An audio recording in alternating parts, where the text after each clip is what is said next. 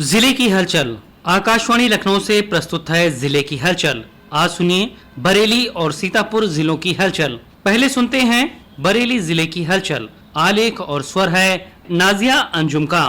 गत दिनों बरेली में ब्रज विज्ञान भारती की ओर से आयोजित विज्ञान शिक्षा नेतृत्व संवाद का आयोजन किया गया। कार्यक्रम में संवाद के माध्यम से छात्रों ने अपनी अपनी वैज्ञानिक प्रतिभा को प्रस्तुत किया। प्रतियोगिता में विजयी रहे छात्र छात्राओं को झारखंड के राज्यपाल संतोष गंगवार ने पुरस्कृत किया। कार्यक्रम में राज्यपाल संतोष गंगवार ने एक पेड़ मां के नाम कार्यक्रम के तहत वृक्षारोपण भी किया। इसके साथ ही अन्य लोगों से बड़ी संख्या में वृक्षारोपण की अपील भी की। कार्यक्रम के बाद मीडिया से बात करते हुए उन्होंने कहा कि देश में एनडीए सरकार बनने के बाद जिस तरह से विकास हुआ है उससे देश की जनता खुश है, आम आदमी की आय बढ़ी है। छात्रों में ब्रह्मांड के रहस्यों को जानने की उत्सुकता को और अधिक बढ़ाने के लिए बरेली कैंट छावनी में खगोलीय लैब बनाई गई। इस लैब का उद्घाटन रक्षा संपदा महानिदेशक शोभा गुप्ता ने किया। तकनीकी उपकरण से लैस इस लैब के जरिए बच्चे ब्रह्मांड के बारे में अधिक जानकारी जुटा सकेंगे। मुख्य अधिशासी अधिकारी कैंटोनमेंट बोर्ड डॉक्टर तनु जैन ने कहा कि छात्रों में हमेशा ब्रह्मांड को लेकर काफी उत्सुकता होती है और इसी उत्सुकता को और अधिक बढ़ाने के लिए बरेली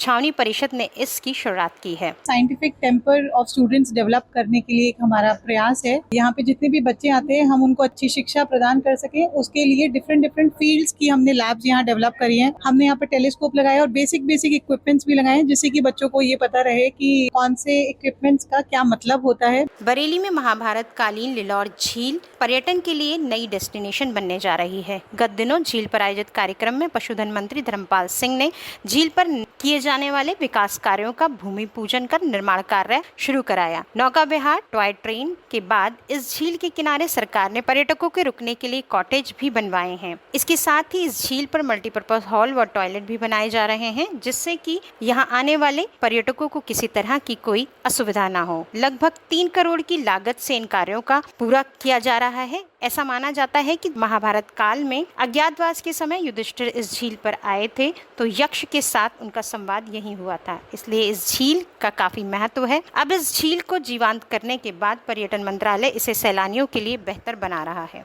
पशुओं में संक्रामक रोग की रोकथाम के लिए मुफ्त टीकाकरण पूरे प्रदेश में शुरू हो गया है। पशुधन एवं दुग्ध विकास मंत्री धर्मपाल सिंह ने टीकाकरण की शुरुआत की। उन्होंने हरी झंडी दिखाकर टीमों को रवाना किया। पूरे प्रदेश के 18 मंडलों में ये अभियान चलाया जाएगा, जिससे कि पशुओं में संचारी रोगों को बचाया जा सके। टीकाकरण अभियान को लेकर पशुधन मंत्री धर्मपाल सिंह ने कहा है कि प्रदेश सरकार मानव ही नहीं बल्कि पशुओं की भी चिंता करती है। जिस समय पर ये टीकाकरण शुरू किया गया है ताकि पशुओं में खुरपका, मुंहपका जैसे संक्रामक रोग ना फैल सके। 22 जुलाई को बरेली पहुंचे उप मुख्यमंत्री केशव प्रसाद मौर्य ने समीक्षा बैठक की और अधिकारियों को निर्देश दिए। बैठक में विकास कार्यों की प्रगति, कानून व्यवस्था, जन कल्याणकारी योजनाओं के क्रियान्वयन, लंबित परियोजनाओं और अन्य शिकायतों की गहन समीक्षा की। इसके साथ ही उप मुख्यमंत्री ने पार्टी द्वारा आयोजित बूथ सम्मेलन में भी शिरकत की।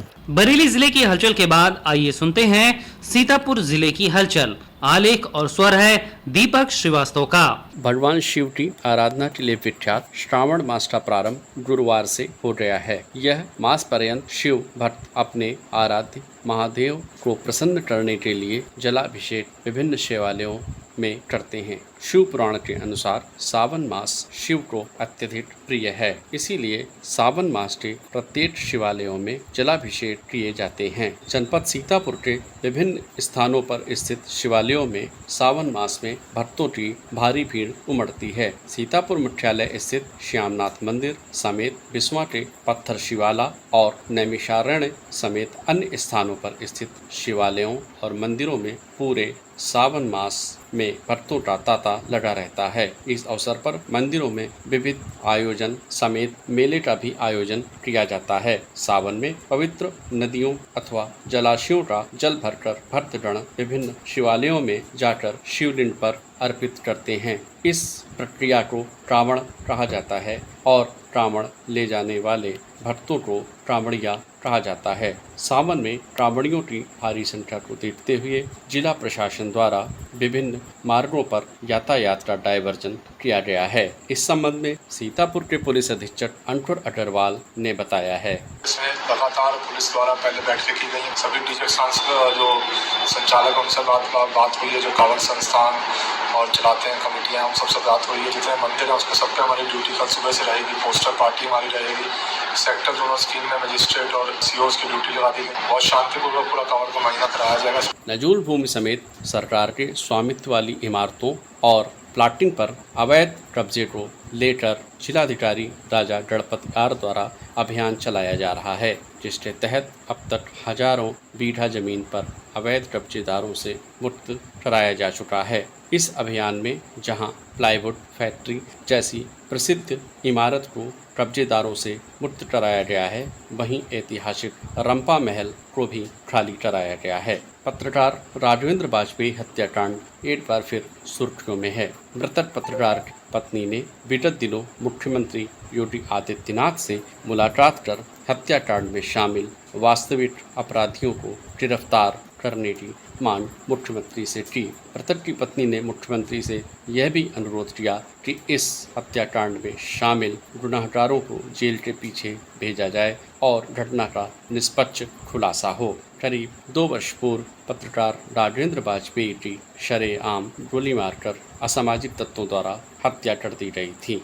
राज्य महिला आयोग की सदस्य सुजीता कुमारी ने सीतापुर में पहुंचकर महिलाओं से संबंधित शिकायतों को सुना और उनके कल्याण हेतु शासन द्वारा चलाई जा रही विभिन्न जन कल्याणकारी योजनाओं को धरातल पर क्रियान्वित करने का निर्देश अधिकारियों को दिया। सदर तहसील सभागार में आयोजित जन सुनवाई कार्यक्रम में सुजीता कुमारी ने महिलाओं को संबोधित करते हुए कहा कि प्रदेश सरकार उनके हित के लिए कार्य कर रही है, किंतु महिलाओं को भी अपने अधिकारों के प्रति जागरूक होना होगा और अपने अधिकारों के लिए लड़ना होगा। उन्होंने उपस्थित अधिकारियों को निर्देशित किया कि महिला कल्याण को सर्वाधिक महत्ता देते हुए वे अपने स्तर से महिलाओं के प्रति होने वाले अपराधों को नियंत्रित करने में सार्थक भूमिका निभाएं। उन्होंने महिलाओं से भी अनुरोध किया कि वे बिना किसी शर्म,